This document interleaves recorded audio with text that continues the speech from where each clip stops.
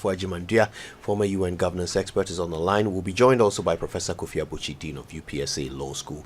Now, Prof. Bafo-Agyeman-Duah, just before we hear from you, let's get this very quick wrap of the landmark events of the last Parliament.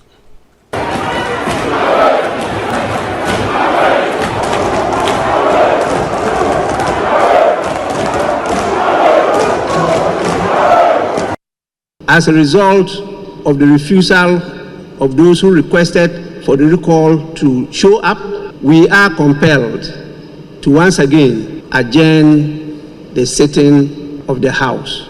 Accordingly, I proceed to inform the House the members of Parliament have by their action vacated their seats in Parliament. Look at the shutdown they are doing in Parliament. Today, the Speaker of Parliament has taken Parliament as his personal property. As and when it pleases him, he opens Parliament. Even when there's an issue that he could sit with us, he says no. Look at the recent case. We want to make something very clear. The NDC members of Parliament are in the majority in Ghana's Parliament. We've made our position and it's so clear. We are not changing our positions. We see ourselves as the majority. We are fortified by the Constitution and the standing orders of this House, and we see ourselves as the majority. The majority caucus immediately are boycotting Parliament until this matter is determined by the Supreme Court. I'm the first speaker in the Fourth Republic, in fact, in the history of Ghana, to work with a president who belongs to a different party, to work without a majority party in Parliament, but with an evenly divided Parliament, 137 apiece. That is a hung Parliament. Decision making has therefore not been smooth sailing. As the Speaker of Parliament, I hold the balance in favor of the national interest, but sometimes bend backwards to accede to government requests because government has been given the mandate to govern. There is no constitutional crisis in this country. I repeat, there is no constitutional crisis in this country. The Parliament of Ghana is alive and working. Let nobody mislead, misinform, or disinform you and the country. All right, let's get to it. Professor Bafo-Agyeman-Duah, former UN governance expert, joins us alongside Professor Kofi Abuchi, the Dean of UPSA Law School. If it's all right, I'll start. By the way, good morning to you, Prof. Abuchi. Thanks for joining us. Good morning, Kujo. How are you? I'm very well, thank you. It's good to speak to you, and Happy New Year to you both. Thank you, and same to you. All right, Prof. Agyeman-Duah, I mean, we had equal numbers in Parliament, with one independent tipping the balance in favor of the majority side. What's your assessment of the performance of this 8th Parliament as they are ready to bow out? How have they advanced our democracy or otherwise? Well, thank you. Certainly, the 8th Parliament was very unique in our democracy in the sense that the first time that we have the hung Parliament, the first time that we had a speaker who didn't belong to the ruling party. And so there were so many interesting firsts with this particular Parliament. And consequently, the closeness of membership in Parliament affected the work of the Parliament in some positive ways, and in some other ways maybe not so positive ways. But overall, I think there's so many positive ways. I think if I start with the Speaker, I have some kind of admiration for him, just for the way he was able to handle this situation, the first of his in the country, as I said, his ability to navigate this system, with his wit and some humor, And at times, of course, he was overbearing. We know all that. But overall, I think the Speaker did well in the Parliament. And of course, there is also the observation that he asserted himself in many, at times over-asserting himself, to say. But by and large, I think he did a good in bringing this 8th Parliament to a successful, not so successful, but let's say successful conclusion, because we know the last few months of this Parliament, we're all concerned about whether there will be some serious fracas in the institution and whether it will even affect our national policy and all. But in the end, I think we have successfully come to the conclusion of the 8th Parliament. So I think in that respect, it was interesting for the country to witness this and to experience this. Of course, there are so many interesting, I think when you played back that what you call the landmark events, there are so many interesting events in the course of the 4 years. If there's my just highlight. Yes, go ahead. Successful, you're talking about governance. We're successful in having bills passed, initiated by Parliament itself, but for the prime members' bill. We never had it before. And here, I can cite the affirmative action bill that's successfully passed, not on the initiative executive, but on the initiative members of the institution Parliament. Then, of course, this still hanging bill, I don't know whether it's been consented to or not. Again, private members bringing this controversial bill to our attention, which is LGBT++ bill. And here, I guess I can mention even the Member of Parliament of Pram, who really spearheaded this fight and did it so well, representing us internationally on the media to really present the position of those who were proposing that. And I think that was an interesting highlight of the year. Then, of course, also I can mention the power of the opposition. You see, this, even when I'm saying opposition, I'm careful, because when you get one making them, it's very tricky. But nonetheless, I think the opposition was able to demand accountability of the executive. And I think this is where perhaps I can also mention a member of parliament from South Congo, Okujeto Zakwa, for his persistence and tenacious demand for accountability in areas of our governance, particularly all of us can call the cathedral and have tenaciously led that fight. And there are many others perhaps we can discuss as we go on. But I think overall this has been very interesting Parliament. Okay. From the Speaker, who came from a different party, with the ability of the minority to be very assertive and demand accountability on many fronts, and even bid to push through a state member for the first time in our republic, this republic. So I think these are the things. Well, there are other things perhaps I can share as we go on. Exactly. So let me bring in Professor Kofi Abuchi at this time. And Professor Kofi Abuchi, we've talked about the importance of Parliament in a democracy, for instance. You've talked about the role that Parliament must play. Did the 8th Parliament play that role that is expected of a Parliament in a thriving democracy? First of all, the announcement of the Constitution of Parliament itself by the election of the Speaker ushered in what was to come. Did the 8th Parliament play that role?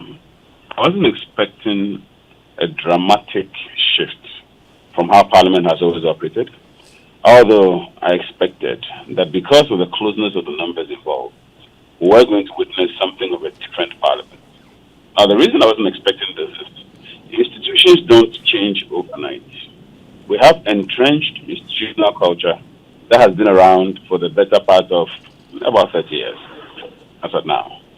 And so, in the circumstances,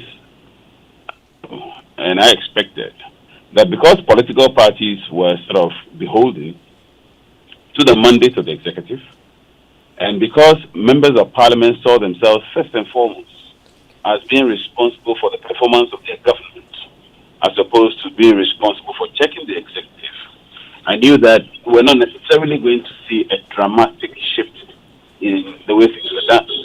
In any case, we haven't had a justification for that. The only reason I knew that we're going to experience something of an interesting parliament was how close the numbers were.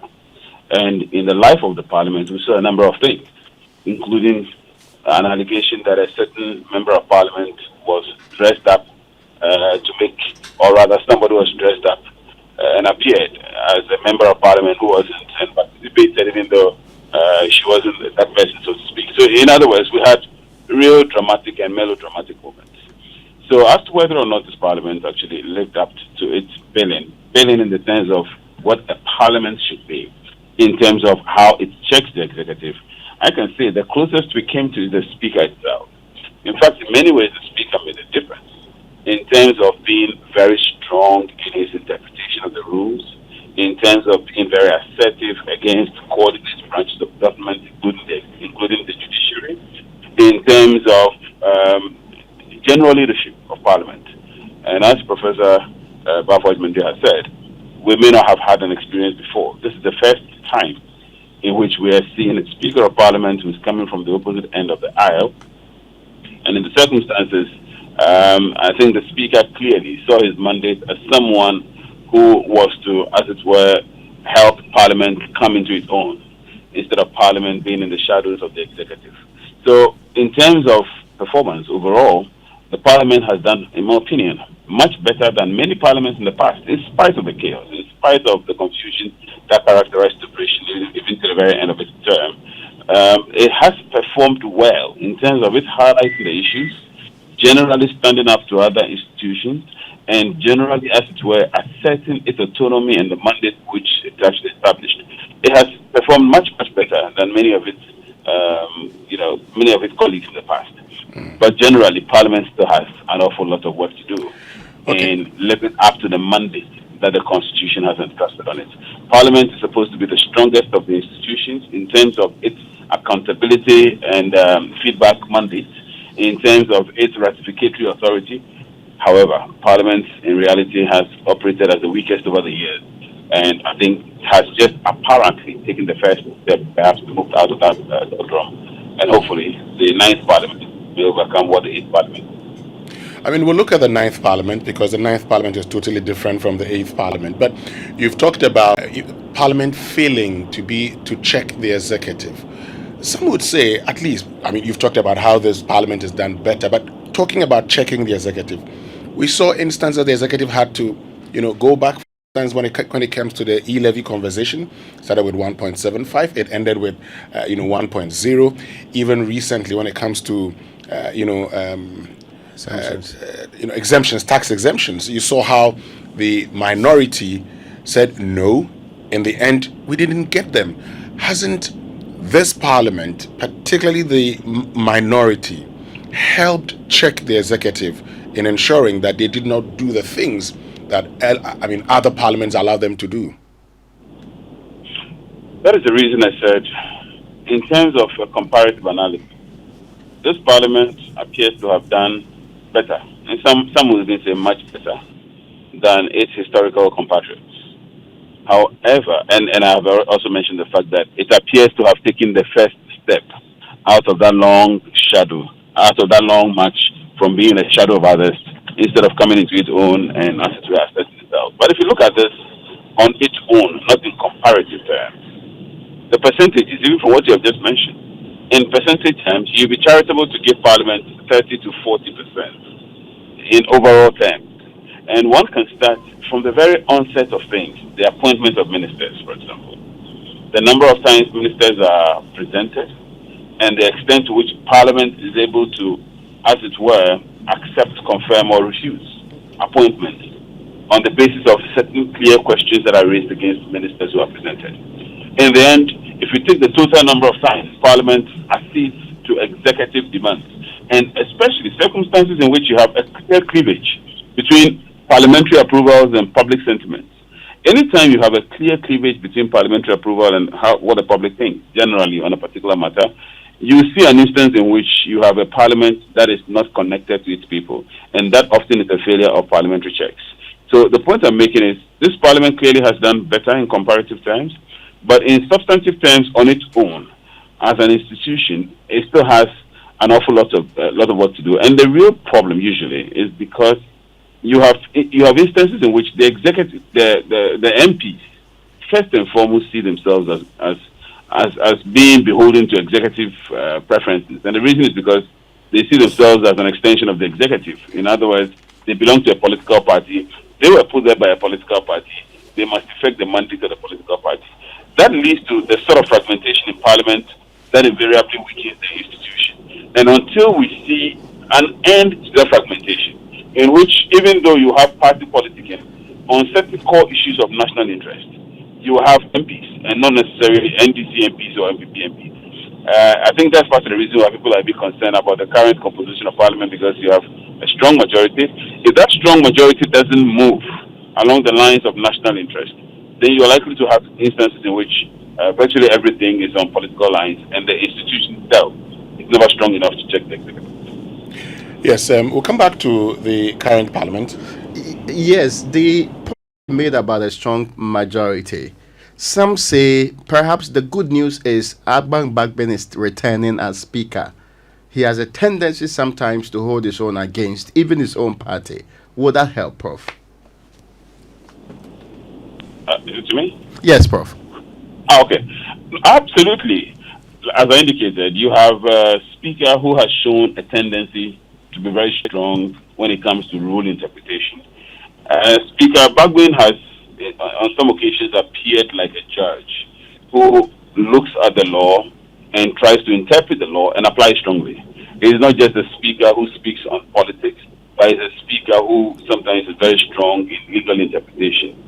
My expectation is that if he continues along the lines of how he started in the 8th Parliament, which is now dying, we probably will have a continuation of the current Parliament, in which his strong presence as Speaker may create a semblance of balance. A semblance of balance in the sense of he actually looking at things on the side of principle, and that will counterbalance the strong political preferences, which ultimately wins the day by way of numbers. My expectation is that if Speaker Bagwin goes along the lines of how the 8th Parliament is ending, then we are likely to have a semblance of balance.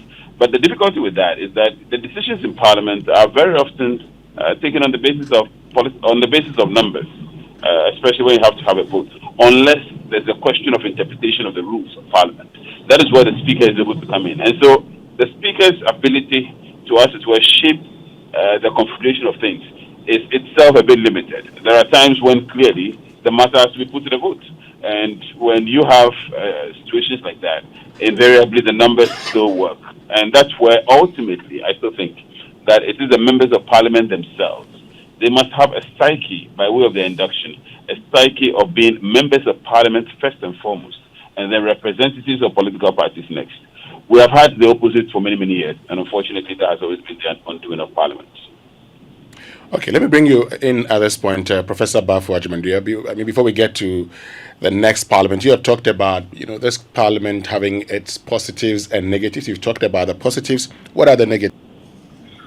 Well, as I said, not so much negativity here, but there were some instances, where the executive, I think, was kind of met with some serious rebuff on matters that I think in the best interest of the country.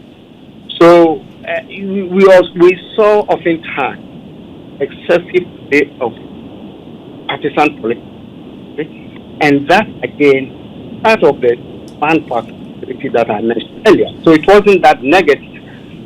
Overall, this Parliament, and I agree with my is being perhaps the best of the Republic, only because of the nature of its composition. Now, if we are going to move to see my Parliament, we're going to get into details, going to discuss it, then it gives us a unique opportunity to see whether, in fact, it's been a parliament and the supermajority parliament, how they will perform. And I think we can add that later.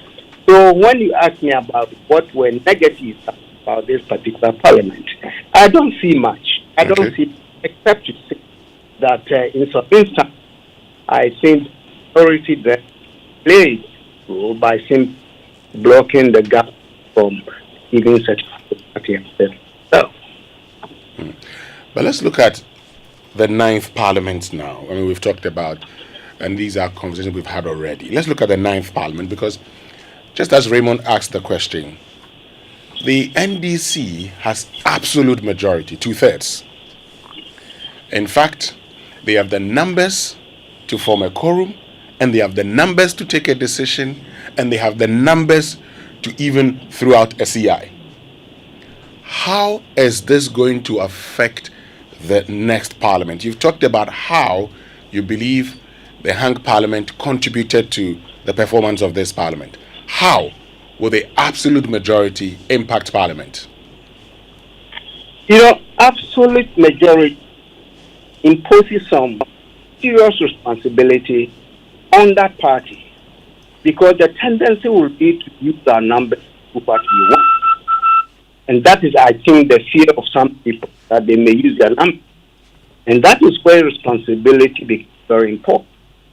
If they are using their numbers to serve the national interest, so defined, then there's no problem with that. Because I think in the past there have been certain matters, if in fact we had majority, in some instances we could have moved it forward in our democratic forms. A good example here is this attempt to get the districts and municipalities to elect CEOs. But of course, it became partisan, and it was dropped for reasons that we never knew much about. So here, if the NDC has to use this supermajority to really help to bring reforms that are quite popular with the people, I think that would be very positive.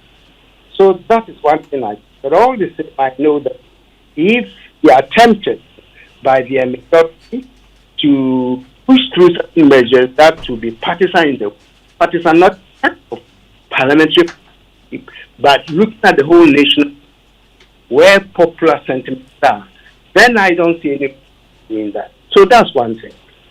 Also, this majority, we have to look at the usual executive in parliamentary work. Even though we have these division of powers, oftentimes the executive tends to include in the work of parliament. But here again, if you look at the current situation where the incoming president has endorsed one of the contestants for the speakership, then one can also be a little bit concerned whether you're going to see any executive intrusion to blur the checks and balances. But I think we have if, for instance, Mr. Bagman becomes the speaker, then I agree with Professor Butch that we will have somebody who deal with the situation without needlessly bending backwards and just hold personal interest all the time. So if that happens, I think I won't be worried at all about the supermajority of the end. But my biggest concern here is the extent to which the majority in Parliament can hold itself check and be responsible, so that we can have honest positions. Because if they are not careful, a majority also can become a tyranny, as we all know. Okay. Professor Abochi, I mean, you've always talked about your expectations of Parliament. So let's look at what you would expect this Parliament to do, particularly the NDC that has absolute majority. What should they use the advantage for?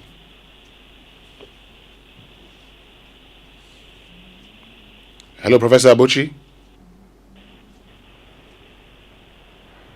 Okay, I think we don't have Professor Abochi. So let me get back to you, Professor Bafo-Agyeman. Yeah, I mean, you've talked about, the expectations, but let's look at it. I mean, let's delve into specifics here. You've talked about the election of MMDCs. I mean, they don't need a referendum to say that you can elect them. on non-partisan basis. But beyond that, what else would you expect them to do? You know, one of the drawbacks we have in our current system is how our development tends to slide just because of partisanship. And here I'm looking at if in fact we have a national program, I don't know what we are going to use them, or they are going back to what they did when they were in power 8 years ago. And here I'm referring to this fantastic document produced by the NDP under the chairmanship of the Professor Boche and my good friend Nino. If we are going back to pick that document and begin to see how best this document can become the, in our development efforts, then I think this majority can be used to really support and push for certain national projects that we have not been able to meet because of the partisan politics. Okay. So I'm talking about around a development that will bring some kind of breakthrough in our development. That is what we are using their money to help it promote. Okay. Can you hold on for me, Professor Bafo Ajimandia? Professor Abuchi, so I mean, we've talked about your expectations of Parliament in the past. Now that the NDC has majority, 2/3 majority, what should they use it for? What do you expect them to do? What must they do now that they have the numbers in moving Parliament and our development forward? I think, as has been mentioned, as Prof has mentioned, the majority actually imposes a heavy burden. And the heavy burden is a question of responsibility and blame. When Parliament is hung, it's easy to split blame when things don't go well. But when one party has a commanding authority, it's easier to blame that party because the explanation is that the party essentially had the power to do what it wants to do and therefore to undo whatever it doesn't want to do. So the majority is actually one that imposes responsibility, which therefore the party would have to be very careful about in terms of how they deploy it and how they use it. So I think the advantage of a party having so much numbers in Parliament is that it enables you to pursue a legislative agenda that is in tandem with your development policy. Development policy is predicated on good legislations. So if you have the authority in Parliament, you have the requisite legislative enablement to pursue the kind of agenda that will help you advance your own agenda, your own development agenda. So my expectation is that the NDC, with the majority that they have in Parliament, would craft the appropriate developmental framework and pursue that with the legislative enablement that they have in Parliament. That also implies that when it comes to legislative policy itself, the kinds of laws that they would want passed, they will have them passed. The kinds of laws that they would want revoked or rather repealed, they will have them repealed easily. And the various things that Parliament is able to do under the Constitution, they would very easily be able to do them because they do not have the legislative restriction that a hung Parliament, for example, suffered from under the 8th Parliament. In addition to that, you have a number of constitutional proposals that are actually on the table. President Mills started a constitution reform and the constitution review. It has gone through many phases, but has really not seen the light of day. Many people are urging that we should bring the constitution review to a close. I think this is an opportunity to do that.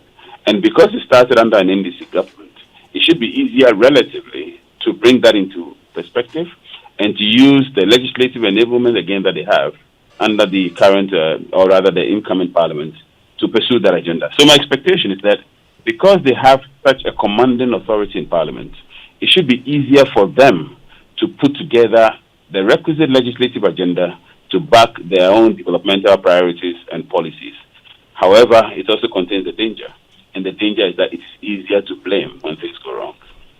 Professor Abuchi, are there laws that you're hoping would be passed by the 9th Parliament or repealed? Well, specifically, I think the key problems we have in terms of our general laws will be in the area of constitutional reform. One of them is the low-hanging one, for example, the issue of whether or not a private member can even bring a bill to Parliament. Somebody will say it's moot now, but it is still there in some form. And the reason is because the Constitution is framed in such a way that it's easier for a speaker to feel sort of hamstrung in accepting private members' bail if somebody makes a complaint, for example, to court that it imposes a charge on the consolidated fund.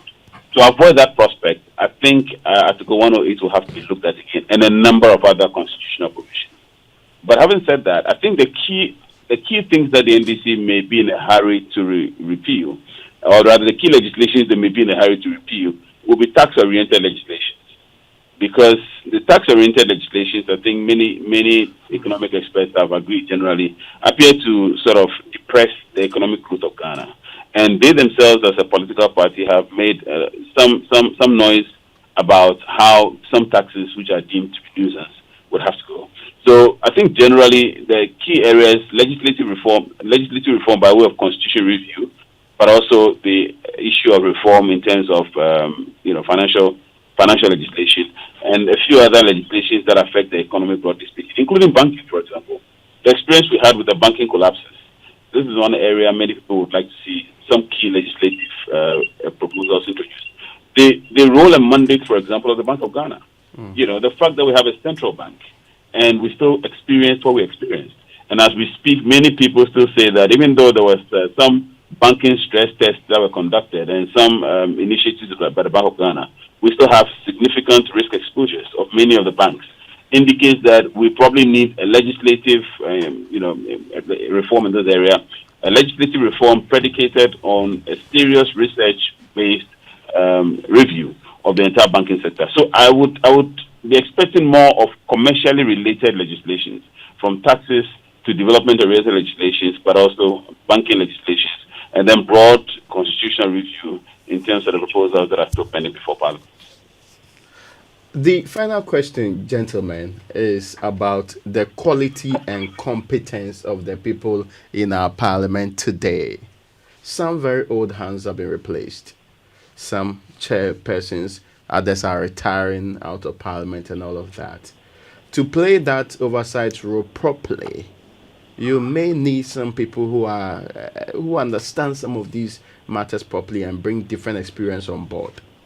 If you glean the people who have been elected into our Parliament, generally, do they represent the kind of competencies you want in the Parliament to do the work they are supposed to do? Professor Bochi first. Well, you're asking me a very difficult question. And that difficult question is to make a generalized statement of 275 people who have been elected on the question of quality. Look, you are going to have a median scale, and a median scale of people who are broadly qualified to be there. Broadly qualified in the sense of they have broad appreciation of national issues and policies, and they can articulate perspectives and positions as a representative should. So you may have some median satisfaction in that respect.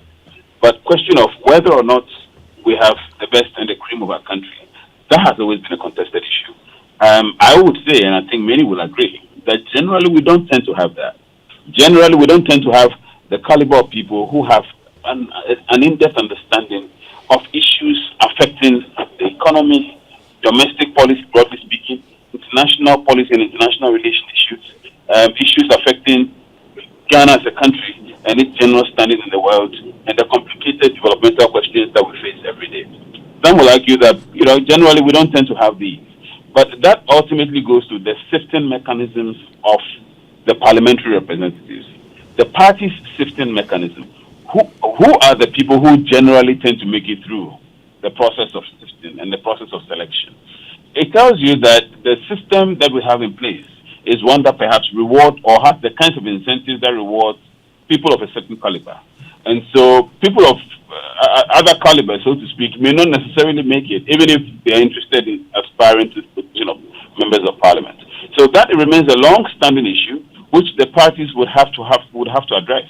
But these parties are also interested, not necessarily, so to speak, and let's be honest, they are not necessarily interested in putting the best candidate forward. They are interested in winning a seat. So the expectations and the incentives and the dynamics align differently at different levels. And until and unless you're able to address these, you are invariably going to have different inputs and different outputs. And the reason is because the expectations and the incentives are different. Parties don't necessarily care about the best candidates. They care about the seats.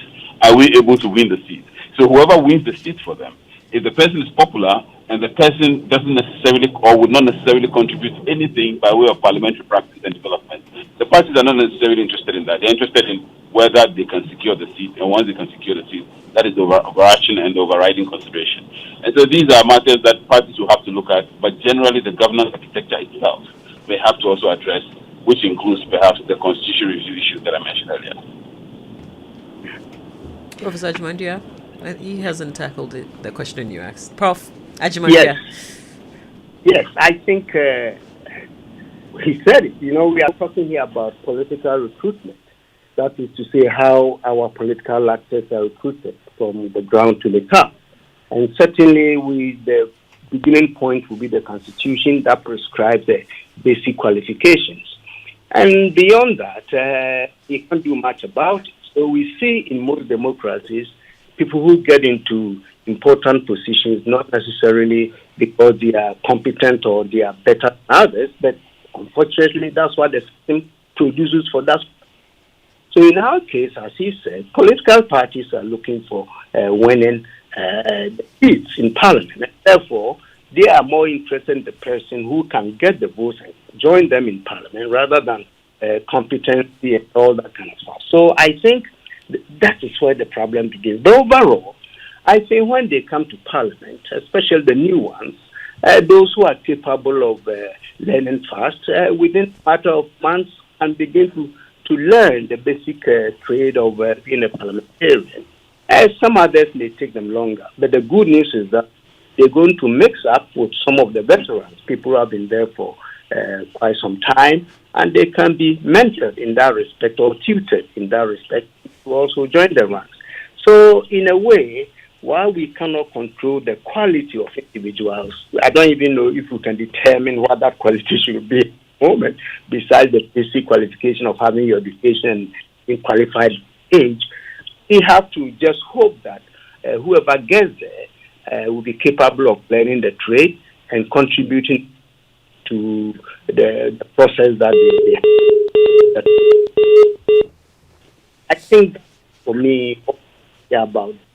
But I'm hoping that there are some who, therefore, who are very experienced, who will lead these new ones and put it there, so have an effect in the past. But there's one point to bring it up, as when the book about the thing for forms of this parliament, the new one. Professor Ajimandia, could you please reposition yourself? I think we're experiencing some breaks in the line. Okay. If it's better, it sounds better, I think, yeah. Okay. But I was referring to the early question regarding the expectations for a change with the majority or supermajority in parliament. And I wanted to ask the list that Professor Bochi made, which is the work in economic governance, talking about the bank. I think there are so many state institutions where over the past 30 years we have seen that their functions are somehow hampered by the way they are constituted. And here, let's talk about the excessive powers of the president, the executive, especially in the area of appointments. Over the past few months, we have heard so much about appointing the heads of the constitutional bodies, for instance, the Electoral Commission and the others. Even people have raised questions about how the Chief Justice should be appointed. So this is one area that I think we should take seriously, because certainly our executive being endowed with so much power can be simply abused. The more critical area should be in the area of decentralization. And that is not just the appointment of the DCEs and MCEs, not at all. If you appoint them, if you elect them, and at the same time you do not change the system of finance, what we call the fiscal decentralization, that will empower them to have the power to initiate programs, initiate revenue generation, and those kind of things. Then it will mean much. So as we think of perhaps electing our district chief executives, at the same time, we might also be mindful of the need to decentralize the financial management so that at least resource mobilization at this level can, also be initiated to enable them to do what the people want them to do in the area of advancing the economic well-being. Right. And this is the very final question. What would you miss about the 8 parliaments? Professor Bochi first. Interesting question again. I will certainly miss the drama. I think there were a lot of unpredictabilities about this parliament. For example, how the parliament ultimately got suspended was an unpredictable thing. I think the strength of the speaker, that perhaps we will not miss it because I'm sure it's likely to continue. The strength of the speaker in being resolute about his decisions and about his constant assertion of parliamentary autonomy. That will be missed if it is not continued. If it's continued, then we're going to continue enjoying it. I will certainly miss the wrangling between members of parliament that became very heated and sometimes almost comical, that resulted in all kinds of funny outcomes, including the ultimate suspension in the last one that we saw. So yes, we'll miss it. High-stake drama. This parliament was anything but boring. It was anything but highly predictable. It was clearly an institution that understood not only its mandate, but also understood that it was in a certain state of flux. So I will miss that mindset. And because we have such a high majority in this one, I don't expect that we're going to see the same high-stake, high-tension things. And the NPP itself is going to be very careful about the extent to which they use the power of boycott. Because whether or not they boycott, this parliament will function because the NDC has the numbers. And so boycotts will be irrelevant. Nobody will know or pay attention to it. It will have nothing more than the symbolic significance that we have. So I'll miss the aspects of the high-stake, brickmanship, behavioral tendencies on the part of members of parliament. And the speaker's own sort of balancing and tilting tendencies in trying to shape things, moving things forward. Professor Bafwa. Well, I have to repeat some of what my good friend has said already. Drama. It began on a dramatic fight, in a dramatic fashion, when punches were thrown and, when they were electing the speaker, right from day one, and ended on another dramatic note with the speaker's decisions confronting the judiciary and all. But I think what we can also miss is the high level of accountability demand. If we look back at how some of these parliamentarians, some individuals, champion certain causes relentlessly, for me it was great. Now, for the incoming one, I do not know if these same individuals can continue their crusade in the area of official accountability and other things. So overall, I think we'll wait to see how it's going to play out. But this outgoing parliament, the drama was too much, and the humor. Some individuals who spoke and we didn't know what they were saying, and yet we all laughed about it. I'm talking here about Katie Hammond and such characters that we had in this parliament. They are all gone now. Let's hope that the new generation of parliamentarians will give us the best that we need as a people. All right, gentlemen, we thank you so much for your time. Professor Bafwa Agyemang, thank you. He's a former UN governance expert. And Professor Kofi Abochi, we are super grateful. He's Dean UPSA Law School. We're grateful for your insights. You've enriched this conversation, and we truly appreciate